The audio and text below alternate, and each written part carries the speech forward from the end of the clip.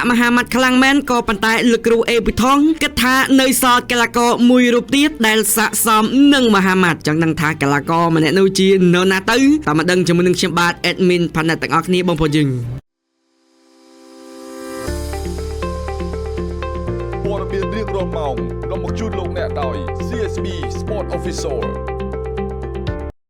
នៅក្នុងវីដេអូនៃការសម្ភាសន៍មួយលោកគ្រូអេប៊ូថងបានបញ្ជាក់យ៉ាងច្បាស់ថាបាញ់កាក់មហាម៉ាត់ល្អមែនក្នុងប្រភេទទម្ងន់51គីឡូក្រាមក៏ប៉ុន្តែនៅមានកីឡាករមួយរូបទៀតដែលជាបងប្អូនរបស់សុកធីម្នាក់នោះគឺសុករ៉ិតនេះឯងបាទគ្មានអ្នកណាឆ្ងាយក្រៅពីសុករ៉ិតទេយើងនៅសល់ស្លឹកអាត់កើមួយទៀតបងប្អូនទាំងអស់គ្នាបាទអត់ទោះបីជាឡៃសេណេក៏ចាញ់2ដងផ្ទួនយ៉ាងណាក៏ដោយហើយពេជ្រសង្ហៈក៏ចាញ់ប្រមាណដង2ដងផ្ទួនដូចគ្នាក៏ប៉ុន្តែយើងឃើញថានៅសល់បាទសុករ៉ិតម្នាក់ទៀតដែលជាដៃគូដ៏ស្វិតស្វាញបាទលោកគ្រូអេប៊ីថងសង្ឃឹមលើក្បាច់របស់សុករ៉ិតគាត់ថាក្បាច់សុករ៉ិតល្អណាស់បាទមានគ្រប់គ្រឿងបាទជួបគ្នាលោកគ្រូគាត់ថានឹងល្អមើលណាស់បាទល្អមើលណាស់គូនេះលោកគ្រូអេប៊ីថងបានប្រៀបធៀបថាឡៃសេណេក្បាច់របស់គាត់នៅមានកម្រិតបាទនៅលេះឡាស់បងប្អូនក៏ប៉ុន្តែបើសិនជាដាក់សុករ៉ិតណាបាទក្បាច់ដូចសុកធីអញ្ចឹងបាទក្បាច់ល្អបាទគ្រប់គ្រឿងអញ្ចឹងលោកគ្រូគាត់នៅតែសង្ឃឹមនឹងជឿជាក់ថាសុករ៉ិតនឹងអាចយកជ័យជំនះឬក៏អាចលេងគ្នាបានមកស័ក្តិសមមែនតើគូមួយនេះចាំបងប្អូនយើងគិតយ៉ាងណាដែរកុំភ្លេចចូលរួម comment នៅក្នុងវីដេអូ